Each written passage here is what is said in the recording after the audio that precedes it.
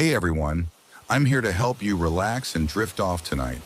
If you enjoy using these videos to fall asleep, don't forget to like this video and subscribe to the channel for more calming content.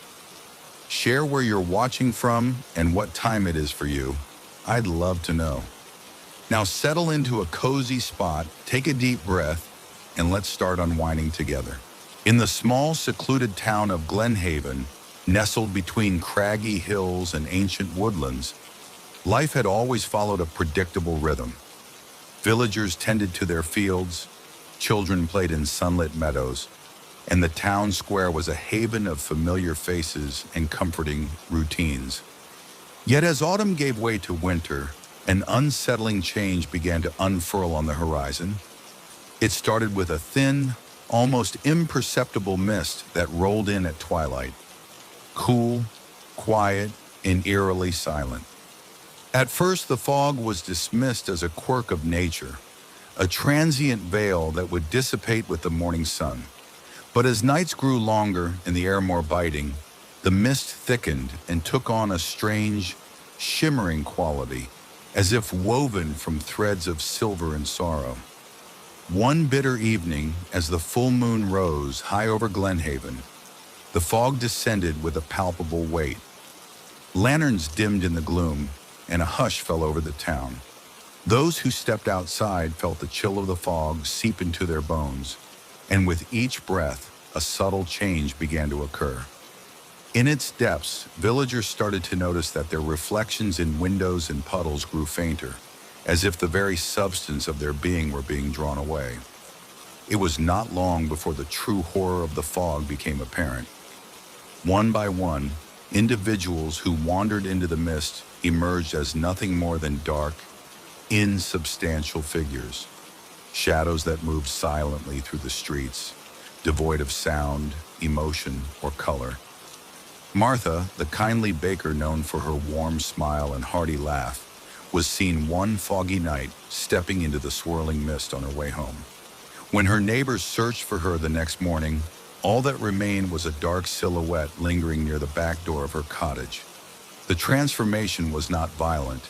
It was as if the fog had gently peeled away the flesh and soul, leaving behind only the outline of a person, a ghostly remnant that drifted with the currents of air. Panic gripped Glenhaven.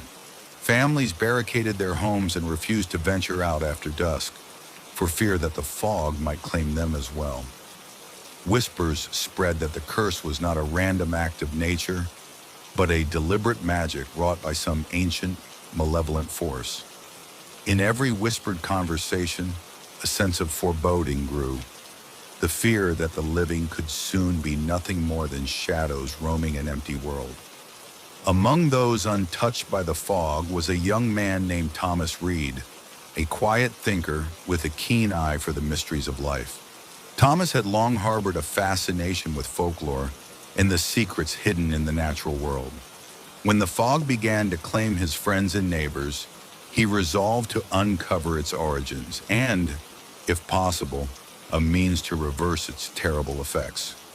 He had lost his brother to the mist, a gentle soul whose laughter once filled their modest home. Determined to save others from sharing that fate, Thomas embarked on a solitary quest for answers.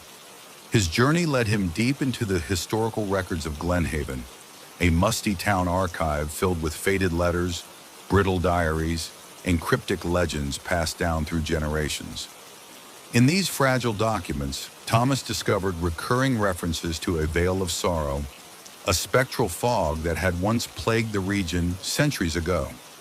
According to legend, this fog was the result of a grievous transgression by an ancient order of mystics who had sought to harness the power of the spirit world for their own ends.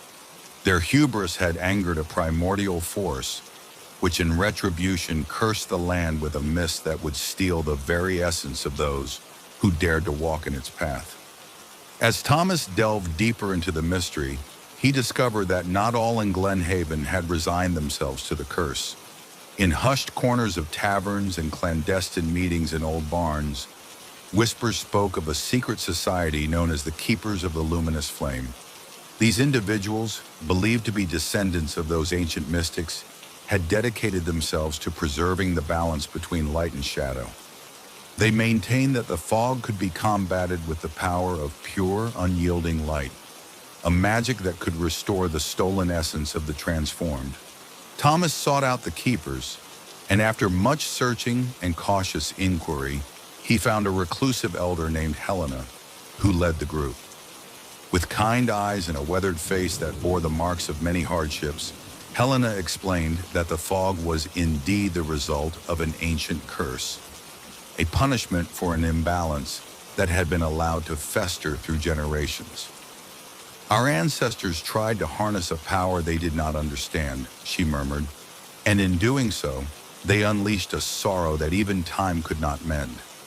She spoke of rituals and ancient incantations that might have the power to break the curse, but warned that such magic required sacrifice and a purity of heart that was increasingly rare in the modern age.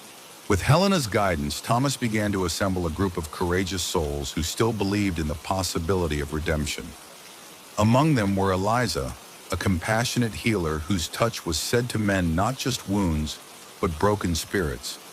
Samuel, a learned scholar whose knowledge of ancient texts was unparalleled, and Mira, a once celebrated musician whose ethereal compositions had the power to soothe even the most tormented hearts. Together, they devised a plan to confront the fog and reclaim the lost identities of those who had been transformed into shadows. Their hope rested on a ritual known as the Awakening of the Luminous Flame, a ceremony to be performed at the stroke of midnight during the next full moon, when the fog was at its thickest. The ritual required the gathering of rare elements, a vial of dew collected from a flower that bloomed only at midnight, a candle forged from beeswax and illuminated by pure starlight, and an ancient incantation recited in the forgotten tongue of the mystics. The group believed that by combining these elements, they could ignite a radiant flame strong enough to push back the sorrowful mist and restore the stolen essence of the townspeople. On the night of the full moon, as a dense fog began to roll in from the hills and cloak Glenhaven in its eerie embrace, the group met in the town square. The air was thick with anticipation and a palpable sense of unity. Under the watchful gaze of the silver moon, they arranged the sacred elements at the center of a circle drawn in chalk on the cobblestones. Thomas, with steady hands and a voice filled with both determination and fear, recited the incantation from the ancient manuscript Helena had provided. As his words echoed into the stillness of the night, the group lit the candle, and Mira began to play a haunting melody on her violin, notes that resonated with the deep, sorrowful timbre of the fog. Slowly, the dew was poured over the circle, and a radiant glow began to emerge from within. The fog, which had always seemed impenetrable and endless, began to shimmer with a strange luminescence as the luminous flame took hold. In a breathtaking moment of cosmic balance, beams of pure light erupted from the circle, slicing through the dense mist like blades of hope. The transformation was gradual yet undeniable. Those who had been reduced to mere shadows began to stir, their outlines gaining substance as the stolen essence of their being was slowly restored. A collective gasp rose from the assembled crowd as friends and family recognized each other. Faces, once blurred into darkness, now reappeared with vibrant clarity and emotion. However, as the light intensified, the ancient curse fought back. The fog writhed and churned, its malevolent spirit unleashing a final surge of sorrow and despair. The radiant flame flickered and threatened to be swallowed by the overwhelming darkness. In that critical moment, Helena stepped forward, her eyes blazing with resolute determination. She chanted words of power, drawing upon the deep well of her ancestors' strength. With a final defiant cry, she offered a piece of her own spirit to the flame, a sacrifice that would tip the scales in favor of redemption. The candle's flame roared brighter, and the light grew so brilliant that it seemed to hold the very fabric of the night at bay. Slowly, inexorably, the fog began to dissipate, drawn away by the overwhelming force of the luminous flame and the sacrifices of those brave enough to fight for hope. The transformation was not immediate. The lingering shadows of those touched by the curse faded over the course of many hours, replaced by the restored vibrancy of life. Yet the victory was clear. A long-held curse had been broken, and the town of Glenhaven was free from the fog's malignant grasp. In the days that followed that fateful night, Glenhaven emerged from the fog with a renewed sense of purpose and unity. Families reunited, old wounds began to heal, and the memory of the cursed fog became a somber lesson in the power of collective hope and sacrifice. The townspeople celebrated with a festival of light, where lanterns were released into the sky as symbols of the reclaimed identities and the enduring strength of the human spirit. Thomas, forever changed by the events of that night, dedicated himself to recording the tale of the fog and its redemption. His journal, filled with meticulous notes, heartfelt reflections, and accounts of miracles witnessed by many, became a treasured manuscript, a chronicle of the battle between darkness and light that would inspire future generations to value truth, unity, and the courage to confront even the most insidious curses. Helena, though forever marked by the sacrifice she had made, continued her work as a guardian of the town's spirit, teaching the people of Glenhaven that every trial was an opportunity for renewal. Eliza, Samuel, Mira, and the rest of the group became symbols of hope, their stories interwoven into the fabric of the community as reminders that even in the darkest of times, the light of compassion and courage can prevail. Years turned into decades, and the legend of the fog that turned people into shadows became a timeless tale in Glenhaven. Children grew up hearing the story of that terrifying mist and the brave souls who had fought to restore the light. Festivals of light and remembrance were held each year, celebrating the day when the curse was lifted and the town was reborn. Statues and murals commemorated the heroes of that night, and the tale was woven into songs, poems, and the local lore. A reminder that darkness, no matter how overwhelming, can be overcome by the united power of the human spirit. Thomas's journal was preserved in the town's modest museum, where visitors from distant lands marveled at its accounts and the intricate details of the battle between the luminous flame and the ancient curse. Scholars and mystics alike debated the origins of the fog, the nature of the sacrifice, and the deeper meaning behind the transformation. Yet despite endless study, one truth remained immutable, that the spirit of Glenhaven was indomitable, and that every heart, no matter how dim by sorrow, could be rekindled with hope. As the years progressed, Glenhaven transformed into a beacon of resilience and unity. The memory of the fog that had once turned its people into shadows was not forgotten, but rather celebrated as a turning point, a time when the community learned the value of empathy, sacrifice, and the enduring strength of hope. The fields and forests surrounding the town, once shrouded in the ominous mist, now thrived under the gentle caress of sunlight and the clear, unyielding blue of the sky. New generations carried forward the legacy, ensuring that the lessons learned on that fateful night were passed down as both cautionary tales and inspirational myths.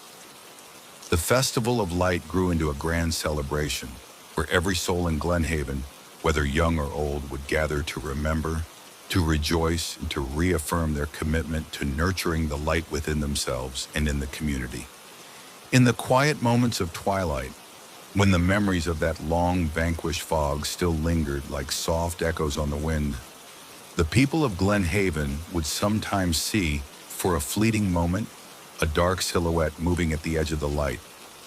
A reminder that every curse leaves behind its trace. Yet these shadows no longer instilled fear. Instead, they served as gentle reminders of the journey from despair to hope, of the strength found in unity, and of the eternal capacity for renewal. Thomas, now an elder with eyes that had witnessed both the depths of sorrow and the brilliance of redemption, would often sit by the window of his modest cottage, gazing out at the clear sky and the vibrant life of his town. In his heart, he carried the legacy of that transformative night, a legacy that whispered to every dreamer, every believer, and every soul that even when darkness appears overwhelming, the light can be reclaimed and the human spirit can rise anew.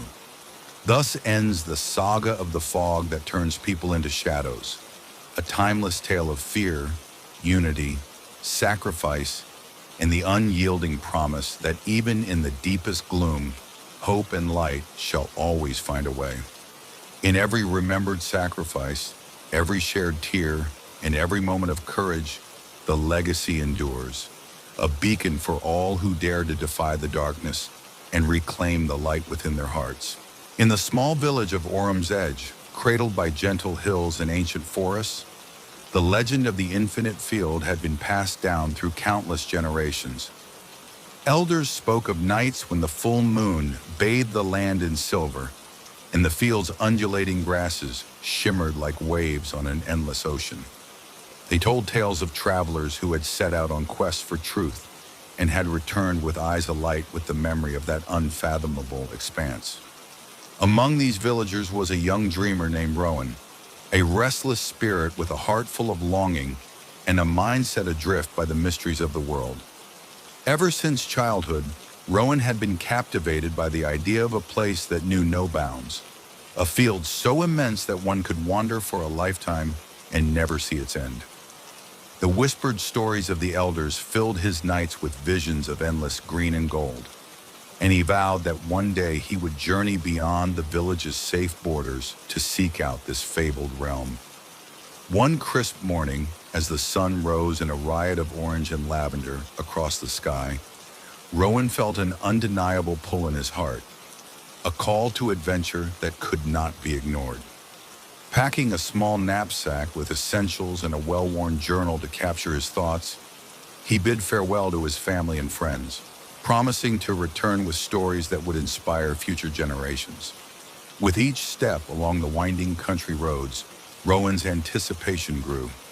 The landscape around him changed gradually from familiar meadows to wild, uncharted terrains. He crossed bubbling streams, passed under ancient archways of oak, and climbed gentle slopes. All the while, the idea of the infinite field shimmered in his mind like a distant mirage. As he traveled, Rowan met fellow wanderers, an old storyteller whose eyes sparkled with hidden memories, a mysterious peddler who offered cryptic tokens said to unlock the secrets of the world, and a kind-hearted herbalist who shared seeds of rare wildflowers. Each encounter added a piece to the mosaic of his journey, teaching him that the quest for the infinite field was not just a physical adventure, but a voyage of self-discovery, hope, and transformation. After many days on the road, Rowan arrived at the edge of a vast plain where the sky appeared to touch the earth. Here the landscape transformed dramatically. The rolling hills gave way to an endless field of tall, whispering grasses that shimmered like gold under the afternoon sun. The sight stole his breath away. Before him lay the fabled realm, a boundless expanse that stretched to the horizon in every direction. The grasses moved with a hypnotic rhythm as a gentle breeze caressed their tips, and the field seemed to glow with an ethereal light that defied the ordinary. Rowan stepped forward, each footfall soft against the fertile soil. With every step, the worries and confines of his former life melted away, replaced by a profound sense of liberation.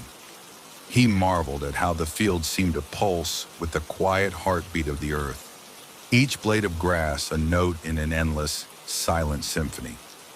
In this moment, time appeared to slow, and he felt both infinitesimal and infinitely vast. The boundaries of self and nature blurred into one, and for the first time, Rowan understood the true meaning of the infinite. In the midst of the endless field, Rowan began to notice subtle details that hinted at hidden mysteries beneath its apparent simplicity. At dawn, as the soft light of the rising sun painted the field in hues of pink and gold, he detected faint echoes carried on the wind. They were not sounds of birds or insects, but a deeper, almost musical murmur, like the whispered memories of countless souls who had once walked this land. Sitting on a weathered stone, Rowan listened intently as the wind rustled through the grasses, carrying voices that spoke of ancient joys, unspoken sorrows, and timeless dreams. Each whisper seemed to tell a story, a fragment of history, a fleeting emotion preserved in the fabric of the field. In these quiet moments, Rowan began to record what he heard in his journal, capturing the elusive poetry of the infinite expanse. The field, it appeared, was more than just an expanse of earth. It was a living archive of memories, a testament to the enduring spirit of nature and the souls who had once found solace in its embrace. As Rowan ventured deeper into the infinite field, he encountered others who had been drawn to its mysterious allure. One evening, as the sky blazed with the deep colors of sunset and the first stars began to twinkle, he came upon a small group of fellow wanderers gathered around a flickering campfire. Among them was Elin, a thoughtful woman with a quiet, resilient gaze, and Tomas, a jovial storyteller whose laughter echoed warmly across the field. Each had their own tale of how the field had transformed their lives, of dreams rekindled, of past sorrows soothed, and of a newfound sense of purpose discovered in the infinite expanse. Over the course of several nights under the gentle glow of the full moon, the group shared stories and secrets. They spoke of the field as a mirror to the soul, a place where one could confront the deepest truths of one's being. Elin recounted how, in her darkest hour, she had wandered into the field and found herself embraced by its vastness, as if the earth itself were offering her solace. Thomas, with his infectious humor, told of moments when the endless horizon had seemed to stretch out possibilities he never dreamed possible. In these shared moments, the infinite field revealed itself as a sanctuary of both healing and transformation, a place where every heart could find its own kind of infinity. Encouraged by the camaraderie of his new companions, Rowan began to explore the deeper mysteries of the field. He discovered that the seemingly uniform landscape was dotted with strange anomalies. A circle of ancient standing stones, half swallowed by grass, a copse of trees whose branches intertwined to form natural arches, and small clearings where the soil glowed with an unearthly luminescence. Each of these features, he sensed, held keys to the field's hidden past. In one such clearing, Rowan uncovered a weathered stone tablet partially buried beneath the earth. Its surface was inscribed with symbols and cryptic verses that spoke of a time when the field was a sacred ground, a meeting place for those seeking communion with the divine forces of nature. The verses hinted at rituals and ceremonies meant to honor the eternal cycle of life, death, and rebirth, a cycle mirrored in the infinite stretch of the land. Rowan spent days deciphering the tablet's meaning, his nights filled with dreams of ancient ceremonies and the rhythmic pulse of the earth. Slowly, he began to understand that the infinite field was not merely a physical space, but a living symbol of the eternal journey. A reminder that every ending is simply a prelude to a new beginning. As the wanderers delved further into the mysteries of the field, they encountered trials that tested both their resolve and their spirit. One evening, as a sudden storm swept across the expanse, dark clouds obscured the gentle light of the setting sun, and the infinite field was transformed into a tumultuous sea of wind and rain. In the chaos of the storm, the paths became obscured and the group was separated, each forced to confront their own inner demons amid the howling elements. Rowan found himself alone, drenched by the relentless downpour, struggling against the fierce wind that threatened to carry him away. Amid the tempest, he was forced to confront the fear that had long gnawed at his heart, the fear of insignificance in an infinite world. As lightning split the sky, illuminating the vast, unending expanse, he realized that his own smallness was not a curse but a source of wonder. It was the very fact that he was a single soul in a vast, mysterious universe that made every moment precious. In that moment of clarity, the storm began to subside. Slowly, as if calmed by his newfound resolve, the winds died down, and the rain softened to a gentle drizzle. Emerging from the tempest, Rowan discovered that the field had not been scarred by the storm, but had been washed anew, its infinite beauty even more profound for the trial it had endured. The experience bound him ever closer to the land, for he now understood that every challenge was but a part of the infinite tapestry, a necessary thread in the grand design of existence. In the days that followed, the wanderers reunited and shared the lessons learned during the storm. Each had faced their own trials and emerged with a deeper understanding of themselves. The infinite field, with its endless horizons, had become a mirror reflecting not just the vastness of the world, but the boundless potential within each person. Rowan, inspired by his journey, began to write down his thoughts and experiences in a detailed journal, capturing every nuance of the field's magic. His words spoke of both awe and humility, a recognition that the infinite was not something to be conquered, but something to be embraced as a vital part of life. He wrote of the hidden beauty in every gust of wind, every ripple in the grass, and every soft murmur of the earth. Through his writings, he hoped to share with others the profound truth that within every soul lies an endless expanse of possibility, waiting to be explored and cherished. As seasons turned and the group slowly drifted apart, the memory of the infinite field remained a guiding light for each wanderer.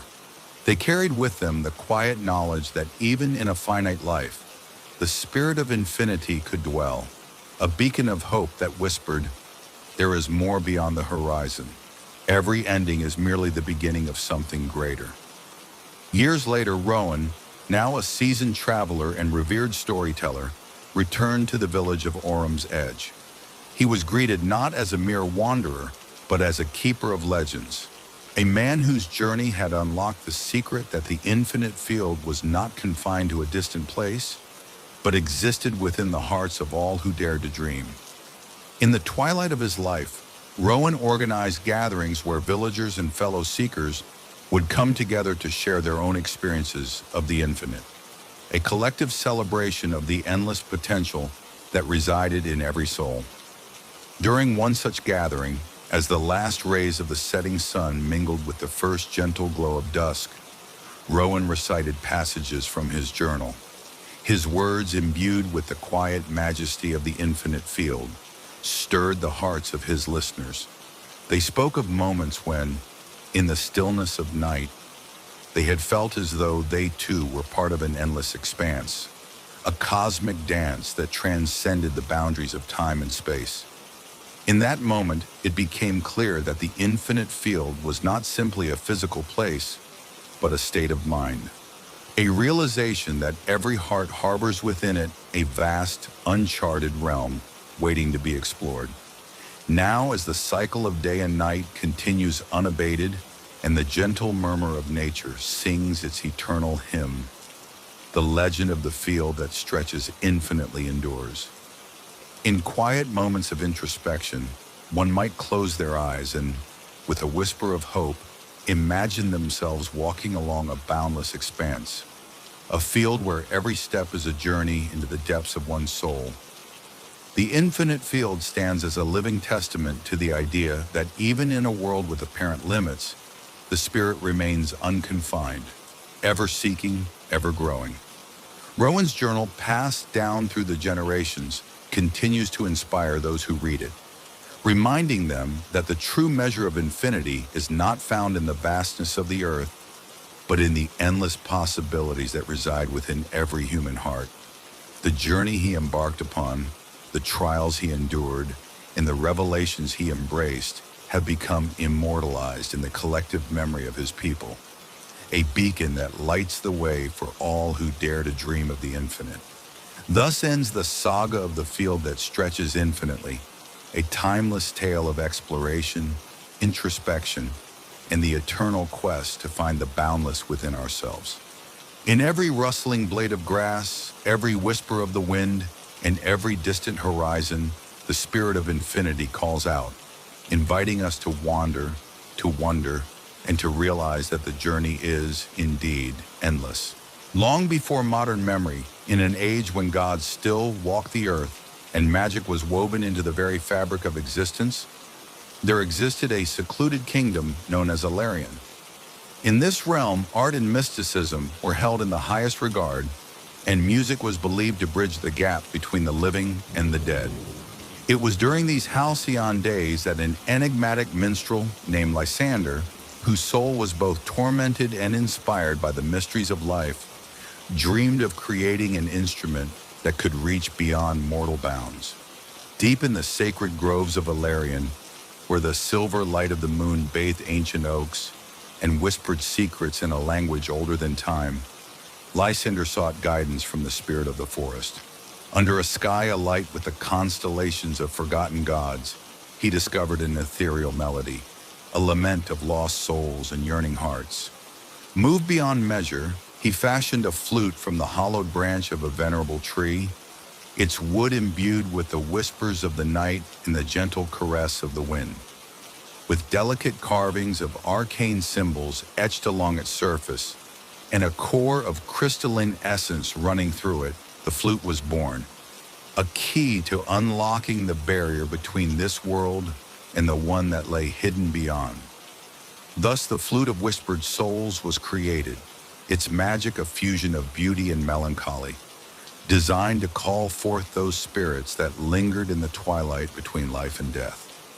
As tales of the enchanted flute spread throughout Alarion, seers and mystics prophesied that the instrument would one day pass into mortal hands, a sign that the time had come to mend the ancient rift between the living and the departed. In hushed gatherings, wise elders recounted that whoever possessed the flute would be granted the power to commune with lost souls, to glean wisdom from the whispers of the past, and perhaps to reconcile unresolved sorrows that haunted their heart. Yet they also warned that such power was a double-edged sword, for to call forth spirits from beyond came with a price, a gradual erosion of the boundary between self and the other, risking that the soul might be forever altered by the voices of the departed. In secret verses hidden in scrolls and etched upon temple walls, the prophecy foretold of a wanderer whose life was marred by loss and who would find solace and purpose in the music of the unseen. This wanderer, they said, would wield the flute not for vanity or conquest, but as a bridge to heal wounds that time could not mend. Centuries later, in a modest village at the edge of a great whispering forest, lived a young woman named Alara. Born to humble folk and orphaned by a cruel twist of fate, she grew up with a heavy heart and a longing to understand the mysteries of existence. The old tales of Alarion and the legendary flute had been passed down in lullabies and folklore, and from a tender age, Alara felt an inexplicable pull toward that fabled instrument. In her dreams, she often heard its distant, haunting notes, notes that promised answers, healing, and the gentle caress of hope. When fate led her to a crumbling estate rumored to have once belonged to a secret society of mystics, Alara discovered an ancient chest hidden beneath the floorboards of a forgotten attic. Inside, wrapped in velvet and old parchment, lay the flute of whispered souls. The instrument shimmered with an inner light as if waiting for its destined bearer. With trembling hands and a soul brimming with both trepidation and anticipation, Alara took the flute, feeling an immediate surge of connection, as though the flute had known her long before she ever held it. That night, under the full glow of a silver moon, Alara ventured to a quiet clearing by a serene lake. With the flute pressed gently to her lips, she played a soft, tentative melody, a simple tune that carried the weight of unspoken grief and the delicate hope of new beginnings. As the notes drifted into the cool night air, a wondrous thing occurred. From the darkened edges of the clearing, figures began to materialize. Ethereal silhouettes, translucent and shimmering with an otherworldly luminescence, gathered around her. They were the spirits of those long lost, the echoes of lives and loves that had faded from memory, now drawn forth by the mournful beauty of the melody. Among these apparitions, Alara saw faces both familiar and strange. Some wore expressions of serene acceptance, while others were marked by sorrow and longing. The spirits moved silently, their presence both comforting and melancholic, as if they were the gentle custodians of forgotten memories. Ilara, overcome by the magnitude of what she had summoned, felt both awe and a profound sense of responsibility.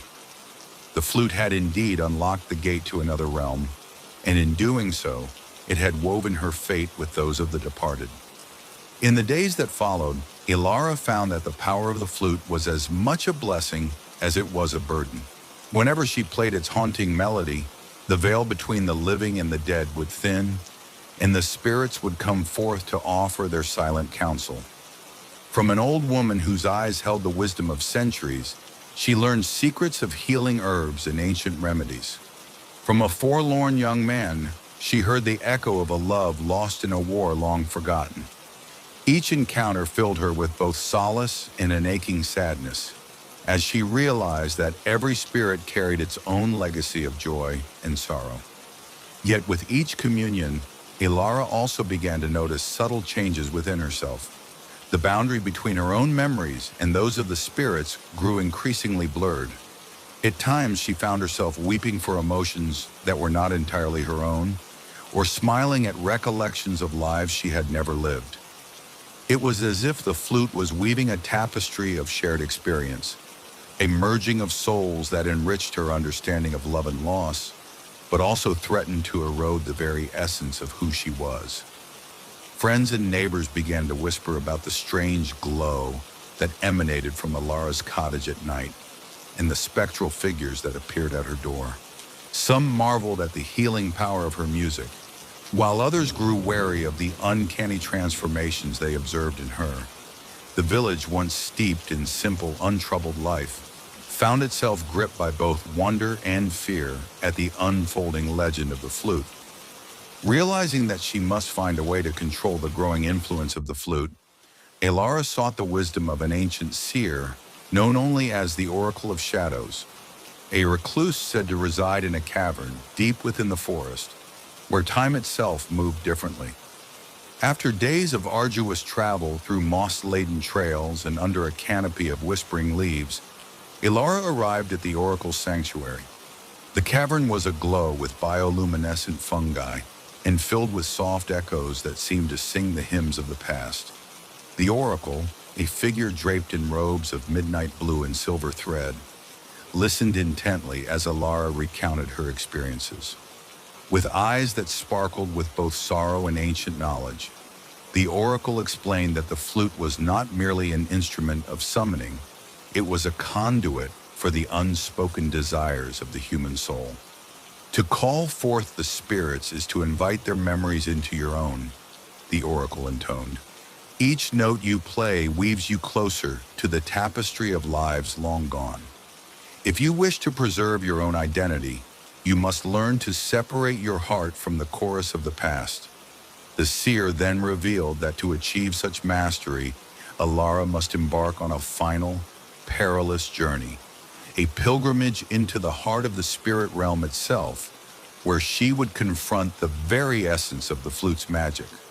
Only by facing the source of its power could she hope to reclaim her own soul while still harnessing the gift of communion with the departed. Armed with the Oracle's guidance and a resolve tempered by both hope and trepidation, Ilara prepared for the journey that would take her beyond the veil of mortal existence. On a night when the full moon shone with an intensity that seemed to set the sky ablaze, she returned to the clearing by the lake. With the flute in hand and the Oracle's talisman, a pendant inscribed with protective runes around her neck, she played a somber melody that resonated with the pulse of the earth. As the final note faded into the stillness of the night, the air around her began to shimmer. A swirling vortex of light and shadow materialized before her, a portal to the spirit realm where the collective memories of the departed converged. With a deep breath and a final, determined glance at the world she knew, Alara stepped into the vortex. Inside the spirit realm, time and space lost all meaning. The landscape was an ever-shifting mosaic of colors and echoes, a surreal dreamscape where forgotten memories floated like luminescent orbs in the air. Ethereal voices sang in unison, weaving together the stories of countless souls. Here, the boundaries between self and other dissolved into a profound unity of existence. Amidst this cosmic tapestry, Alara encountered a radiant figure who introduced itself as the guardian of the flute, a being born from the convergence of human desire and ancient magic. The guardian explained that the flute's power was derived from the collective yearning of humanity, a desire to remember, to feel, to transcend the mundane. It cautioned Alara that if she wished to control the magic without losing herself entirely, she must perform a sacred ritual of separation. This ritual, it said, would allow her to retain the gift of communion with the spirits while safeguarding her own identity. Under the shimmering canopy of the spirit realm, Alara gathered the ethereal remnants of memories that swirled around her like stardust. With trembling hands and a resolute heart, she began the ritual as instructed by the guardian. She played a series of notes on the flute that resonated with both sorrow and hope, a melody that wove through the fabric of the spirit realm like a silver thread. As she played, the voices of the departed rose in a crescendo, forming a chorus that echoed the ancient lament of lost souls. Slowly, the shimmering orbs of memory began to coalesce into distinct shapes. One by one, Alara retrieved these fragments, using the protective power of the oracle's talisman and her own inner strength. With each note played and each memory separated, she felt the dual pull of the flute's magic, the irresistible call of other lives and the gentle reminder of her own essence.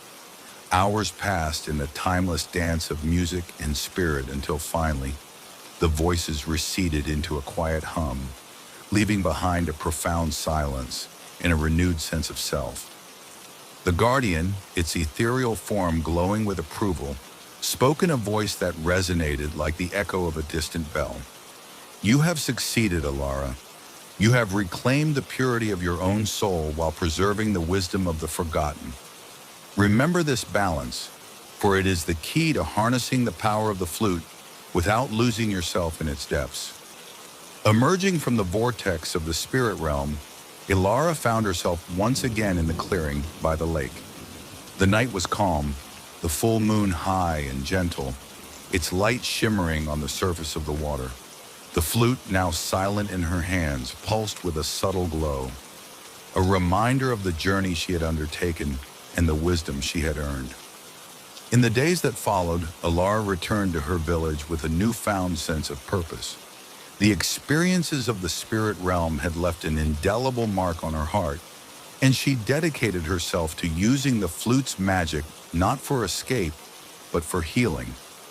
She became a healer and a storyteller, guiding others through the labyrinth of their own memories, helping them reconcile with past sorrows and embrace the promise of renewal.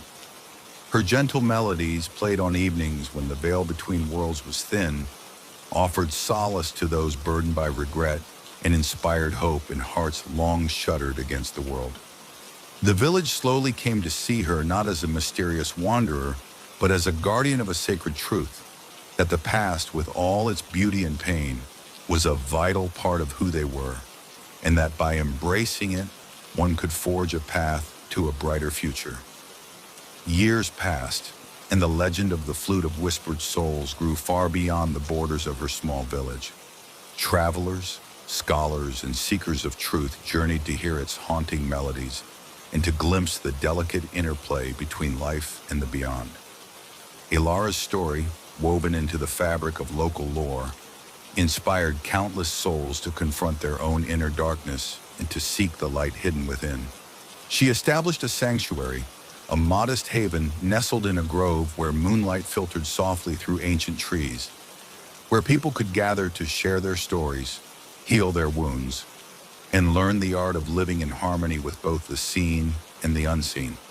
The sanctuary, much like the flute itself, became a symbol of transformation and hope, a testament to the idea that the power of memory and the call of the spirit could be harnessed with courage, compassion, and wisdom. Elara continued to play the flute on clear starlit nights, her music resonating with a delicate balance of melancholy and joy, a melody that reminded all who listened that even the most haunting of calls from beyond could lead to profound healing. The flute, once a vessel of boundless magic, was now a cherished relic of a journey that had forever altered the course of her life and the lives of those she touched.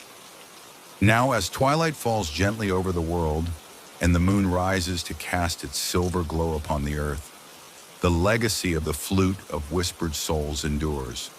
In quiet moments, when the heart is open and the mind is still, one might hear a soft, ethereal melody drifting on the night air, a call from beyond that speaks of memories reclaimed, sorrows healed, and the eternal promise of renewal. Elara's sanctuary stands as a living monument to that sacred journey, and her story is told around firesides and in whispered conversations by the light of the full moon. The flute remains a beacon, a reminder that the boundaries between life and death, past and present, are as delicate as a note played in the stillness of the night, and that in embracing the voices of forgotten souls, we may find the strength to live more fully and love more deeply. Thus ends the saga of the flute that calls spirits from beyond, a timeless tale of magic and metamorphosis, of the delicate dance between sorrow and hope, and of the eternal quest to bridge the gap between the world we know and the realms that lie just beyond the veil. In every note, every whisper, and every silent echo of its melody, the legacy of the flute sings on, inviting all who dare to listen to rediscover the hidden depths of their own hearts. In the small village of Lunasbury, nestled at the edge of a dense, ancient forest, the legend of the moonlit river was passed down in hushed tones. Elders recalled that long ago the valley was alive with the sound of flowing water, laughter, and songs that celebrated nature's bounty.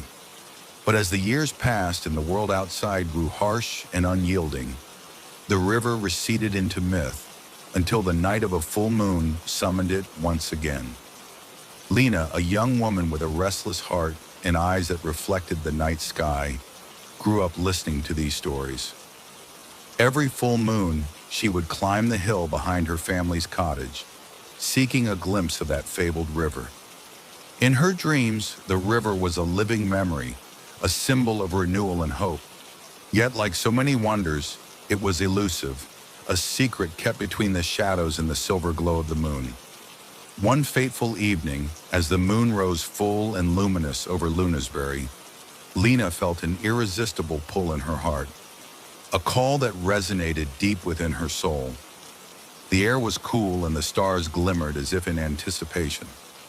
Determined to witness the river's reappearance, she left her humble home and set out along a narrow, winding path toward the valley's heart. The journey was a quiet one, with only the soft rustling of leaves and the distant hoot of an owl to accompany her. The path meandered through the forest, where ancient trees formed a natural archway that filtered the moonlight into dancing patterns upon the ground. Every step brought Lena closer to an unknown destiny, as though the valley itself were guiding her to a hidden truth. With each beat of her heart, the anticipation grew. She could feel that the legend was about to come alive. After what seemed like hours of solitary wandering, Lena emerged from the forest into a vast open clearing. There, bathed in the silvery glow of the full moon, a thin, shimmering line of water began to appear in the distance. It was not a river of ordinary nature, but a spectral current, glistening like liquid moonlight, winding its way through the valley as if drawn by an unseen force. The sight left her breathless. The moonlit river, as the legends foretold, flowed silently, its waters reflecting the myriad stars and the radiant orb of the moon. Each ripple seemed to carry echoes of forgotten memories, whispers of love, loss, and hope that had been interwoven with the very fabric of time. Lena approached the river slowly, as if in reverence, her footsteps muffled by the soft, dew-laden grass. With every step, the river's soft murmur grew clearer, as if it were speaking a language only the heart could understand. As Lena knelt beside the gentle flow of the moonlit river, she allowed her hand to hover over the water's surface. At that moment, the river's murmur deepened, and the soft sound of water mingled with delicate voices, whispers that carried tales from long ago. In these murmurs, Lena began to discern fragments of stories: a lover's promise made under starlight, the joyful laughter of children playing on sunlit banks in another age, and the sorrowful lament of a soul who had lost all but hope. It was as if the river was a living chronicle, a repository of every forgotten moment that had ever graced the valley. Overwhelmed by a sense of connection and empathy, Lena closed her eyes and listened intently. In that silent communion, she realized that the moonlit river was more than a natural wonder. It was a keeper of memories, a guardian of dreams that time had nearly erased.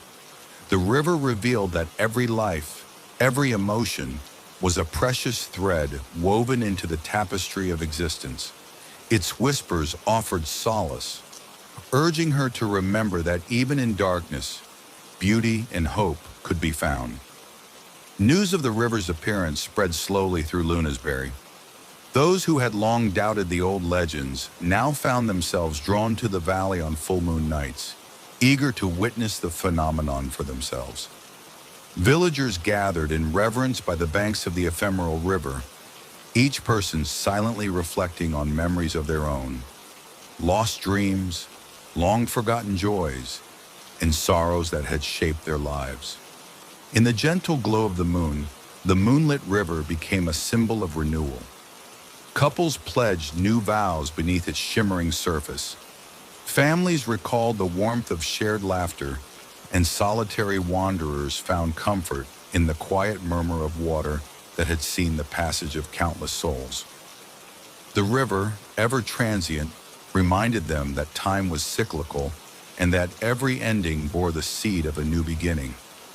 Lena, having experienced the river's profound magic, dedicated herself to preserving its legacy. She began to record the stories whispered by the water, transcribing each murmur into a journal filled with lyrical prose and heartfelt emotion. Her writings became a cherished collection, a testament to the idea that memories, even those long buried, could be revived under the light of hope.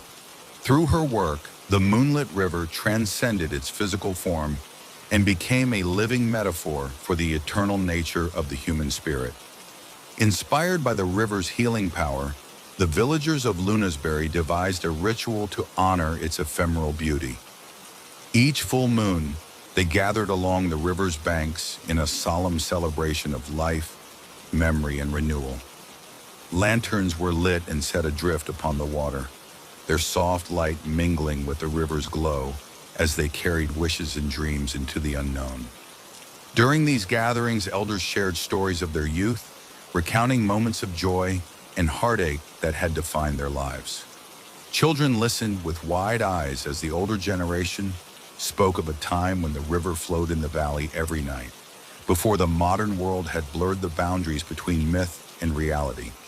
The ritual became a time of collective healing, a moment when the community, bound by shared experience in the soft murmur of the moonlit river, reclaimed the forgotten parts of themselves and embraced the promise of a brighter future. Lena, ever the gentle chronicler, led many of these ceremonies. She recited passages from her journal, her words weaving together the personal and the universal, the past and the present. In her recitations, the river's whispers took on new meaning, a call to remember that every life was a precious story, waiting to be cherished, every tear a symbol of growth, and every memory a step toward redemption. Yet, as with all mysteries of nature, the appearance of the moonlit river was not without its trials. On one particular full moon night, a fierce storm swept through the valley, its winds howling with an urgency that unsettled even the most steadfast villagers. The river, which had always appeared as a calm, shimmering thread, was buffeted by turbulent waves and flashes of erratic light. In the midst of the storm, some feared that the river's magic might be lost forever, that the sacred connection between memory and hope would be severed by the wild forces of nature. Lena, determined to protect the legacy of the moonlit river, rallied the villagers to shelter the precious waterway. Together, they constructed makeshift barriers and chanted ancient prayers passed down through generations. As the storm raged, the villagers worked tirelessly, driven by the belief that the river was a living symbol of their shared history. With every gust of wind and every drop of rain, they reaffirmed their commitment to preserve the legacy of the past and to nurture the hope that the river represented.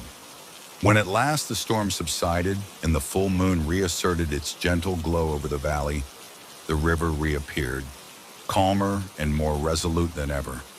Its waters, now glistening with renewed clarity, seemed to sing a quiet hymn of victory, a tribute to the indomitable human spirit and the enduring power of memory.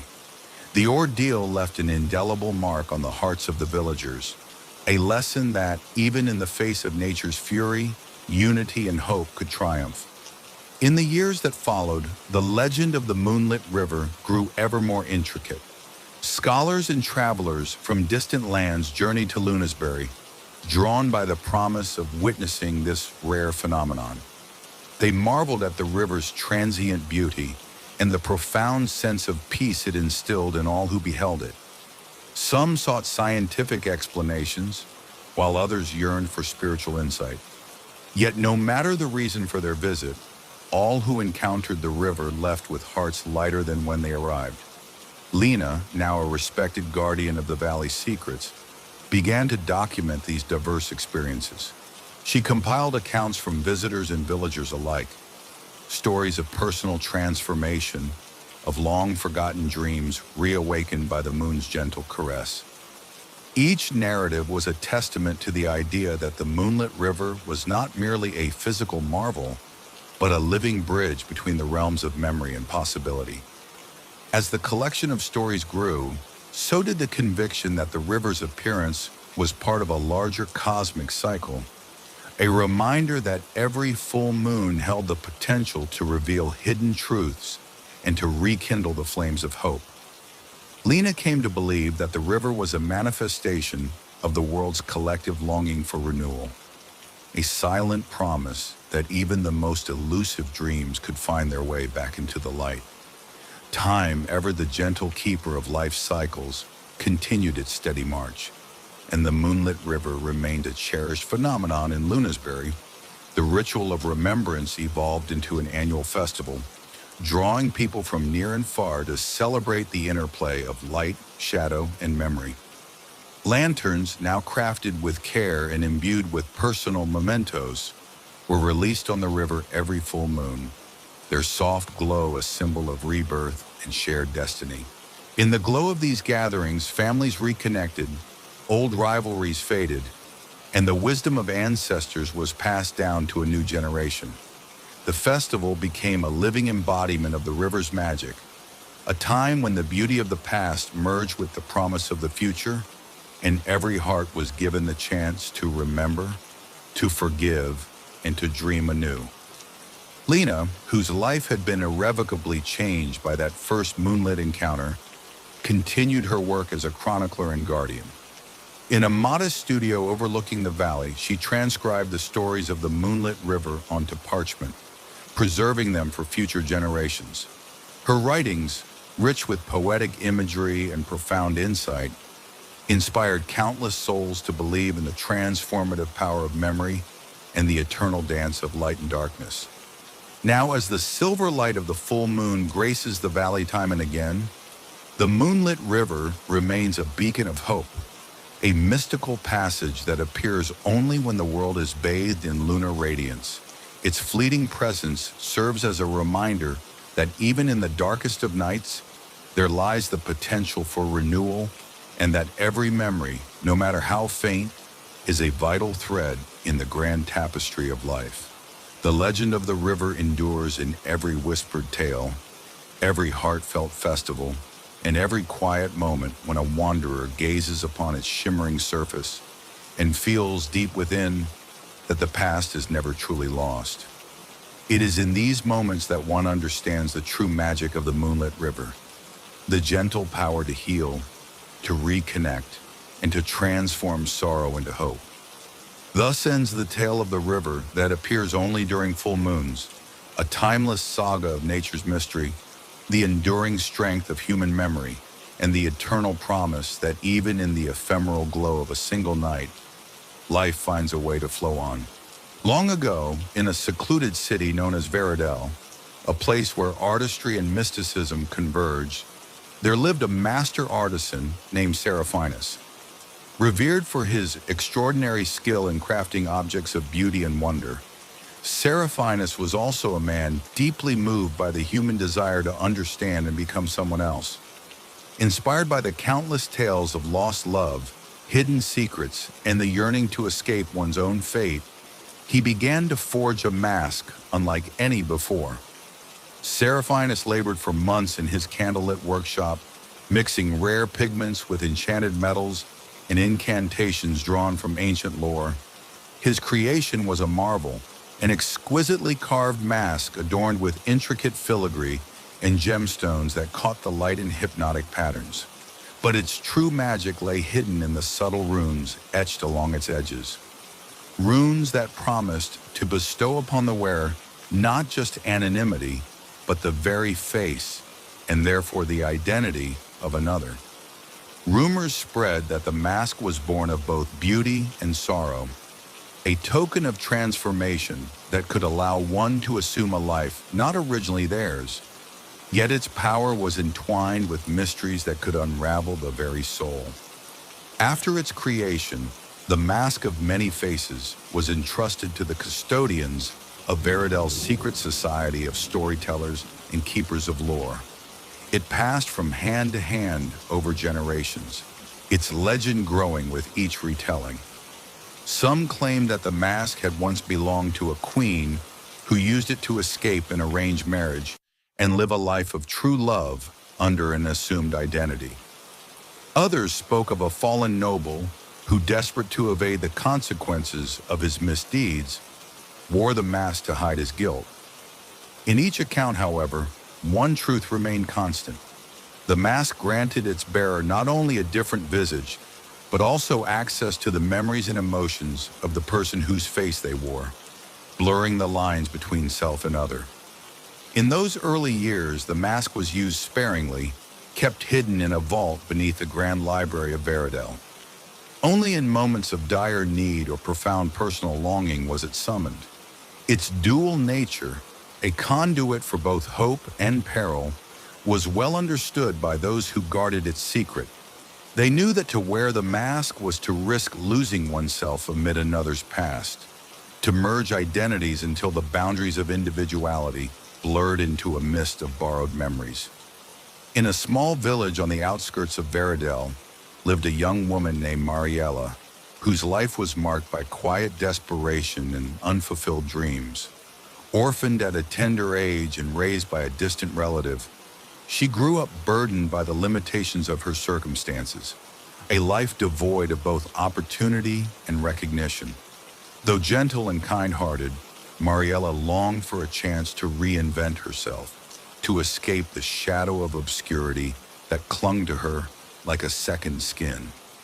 One day, while rummaging through the attic of her modest home, she discovered a weathered, leather-bound journal filled with cryptic entries and sketches of mystical artifacts.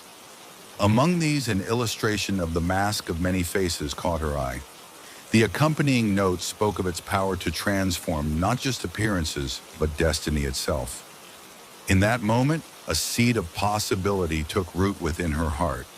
Determined to change her fate, Mariella resolved to seek out the legendary mask, believing that in adopting another's face, she might finally find the life that had always eluded her. Mariella's journey led her from her humble village to the bustling, cobblestone streets of Veridel, a city steeped in art, culture, and ancient magic. The path was fraught with uncertainty and peril. Rumors of those who had dared to tamper with fate and paid a terrible price were whispered in dark alleys and over flickering tavern lights. Yet the promise of transformation was a beacon too powerful to resist. After months of tireless searching, Mariella finally encountered an elderly scholar named Edrin, once a guardian of Veridel's sacred relics.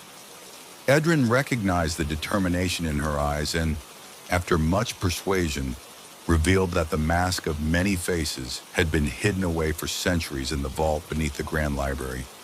With Edrin's help, she embarked on a clandestine journey into the heart of the city, her steps guided by ancient maps and the murmurings of those who believed in the old magic. Edrin warned her, "This mask is both a gift and a curse. To wear it is to surrender parts of your own identity to borrow another's. Remember that true strength lies in embracing who you are, even as you seek change."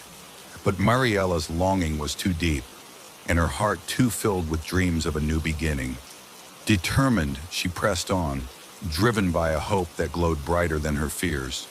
Beneath the Grand Library of Veridel, in a labyrinth of stone corridors and echoing halls, Mariella and Edrin discovered the hidden vault.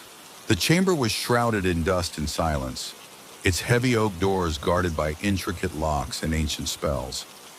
As Edrin deciphered the arcane runes that protected the vault, Mariella's pulse quickened with anticipation.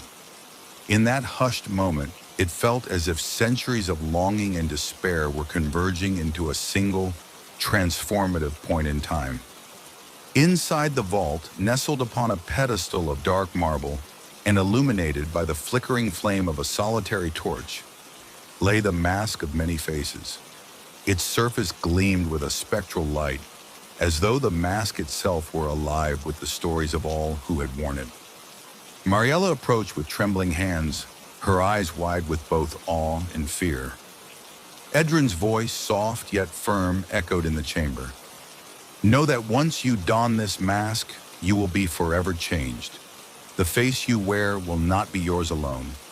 It will carry the weight of another's past, their hopes, their regrets. Choose wisely."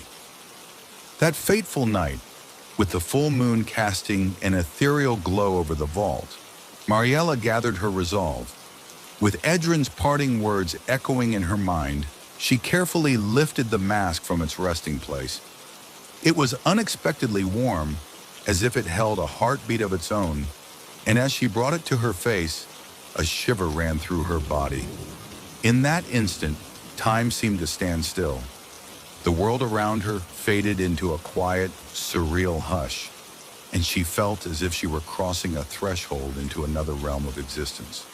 The mask, with its enchanted runes, began to work its mysterious magic.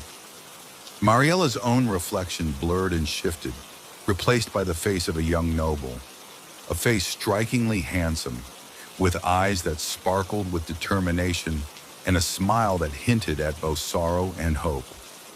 In that moment, Mariella felt a profound surge of emotion. Not only had her visage changed, but within her, memories not her own began to stir. She experienced fleeting visions, a life of opulence and privilege, laughter in grand halls and quiet moments of introspection in moonlit gardens. The emotions were overwhelming, and she struggled to discern which feelings were truly hers and which belonged to the mask's previous bearer. As the magic coursed through her, Mariella felt an intense, bittersweet ecstasy, a temporary liberation from the confines of her former self. Yet amid the newfound allure and the intoxicating promise of a transformed life, a part of her heart trembled with uncertainty. The mask was a powerful tool, but it also demanded a sacrifice, the gradual erosion of her original identity, replaced by the legacy of another's face in life. In the days and weeks that followed her transformation, Mariella navigated the delicate balance between her true self and the borrowed identity bestowed upon her by the mask. In the glittering courts of Veridel, she was hailed as a rising star, a young noble whose grace and sophistication captivated everyone. Invitations to grand balls and lavish soirees flowed in, and for a time, she reveled in the admiration and the newfound possibilities of her elevated status. Yet beneath the surface of this dazzling new existence, Mariella struggled with an inner disquiet. Memories of her modest upbringing, the simple joys of her past, and the quiet authenticity of who she once was began to fade like whispers on the wind. She caught herself in moments of quiet reflection, wondering if the face she wore truly reflected her soul, or if it was merely a mask hiding a deep-seated void. Her nights were filled with dreams, vivid, haunting dreams that merged the life of the noble, whose face she now bore with her own long-forgotten hopes. One evening, alone in her opulent chamber, she found herself unable to remove the mask, as if it had become an intrinsic part of her. In the mirror, she saw two faces, one that was strikingly noble and perfect, and another, a subtle, ghostly image of her former self, that pleaded silently for recognition. With tears glistening in her eyes, Mariella realized that to truly embrace her new life, she must reconcile the duality within her, melding the wisdom and heart of her past with the allure and potential of her present. Determined to restore balance within herself, Mariella sought guidance from those who had once guarded the mask's secrets. She returned to Edrin, the wise scholar who had first led her to the Mask of Many Faces. In the quiet alcoves of Veridel's ancient gardens, they engaged in long, heartfelt conversations about identity, destiny, and the nature of transformation. Edrin explained that the mask was designed not to erase one's past, but to offer a glimpse into what one might become, a mirror reflecting both one's deepest desires and the shadows of regret. The mask, he said gently, is not a curse, but an invitation. It challenges you to embrace every facet of who you are, your strengths, your vulnerabilities, your dreams, and your fears. Only by integrating these disparate parts can you forge a true identity that is both uniquely yours and capable of great transformation. Guided by his wisdom, Mariella embarked on a journey of introspection. She sought out those who remembered her true self, the family, the old friends, the simple memories of laughter and hardship. Slowly, she began to merge the life she had once known with the glittering possibilities of her new identity. She kept a journal in which she recorded her thoughts, her dreams, and the fragments of her former self that still shone like hidden stars in the vast expanse of her heart. Over time, the two faces, once in conflict, began to blend into a harmonious whole, each lending its own strength to the other. As months turned to years, Mariella emerged not as a mere impersonator of another life, but as a woman reborn, an amalgam of past and present, of quiet authenticity and radiant possibility. In the courts of Veridel, she became known not just for her striking beauty and noble grace, but for her wisdom and compassion.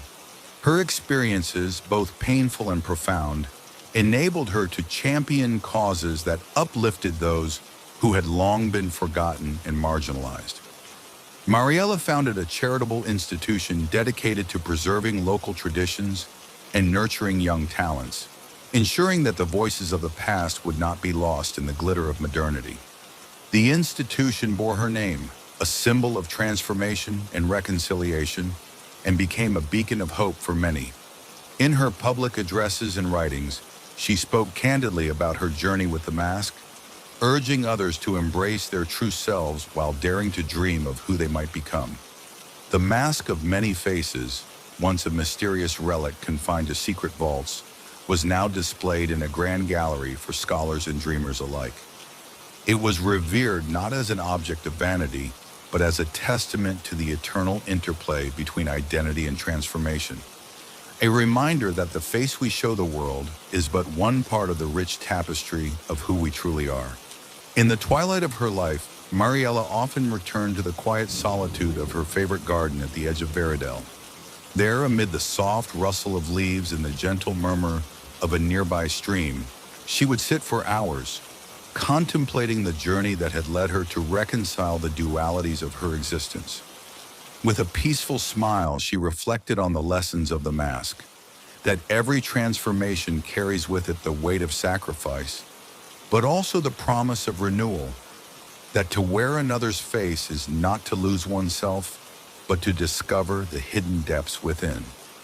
On one particularly luminous evening, as the full moon cast a silver glow upon the land, Mariella found herself gazing into a small, ornate mirror, a relic from her youth. In its reflection, she saw not two separate faces, but one unified self, a radiant mosaic of all her experiences, her joys, her sorrows, and her indomitable spirit. In that transcendent moment, she knew that she had finally become whole.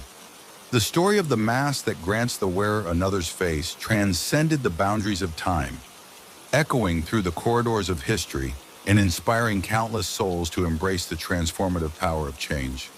Mariella's life, interwoven with the magic of the mask of many faces, became a cherished legend, a testament to the belief that true transformation arises from the union of our past and our present, our scars and our dreams. In the twilight of Veradell, where the ancient and the modern danced in harmonious balance, the mask's legacy continued to be passed down from generation to generation. It served as a reminder that every face tells a story, every transformation is a journey, and every person holds within them the potential for rebirth. And so, as new dawns broke and the setting sun painted the sky with hues of possibility, the legend of the mask endured, a timeless saga of identity, sacrifice, and the eternal quest to discover who we truly are. Thus ends the tale of the mask that grants the wearer another's face, a story of magic and metamorphosis, of hidden truths and courageous hearts. In every whispered secret and every newfound smile lies the promise that even the deepest transformations can lead to a more authentic, radiant self.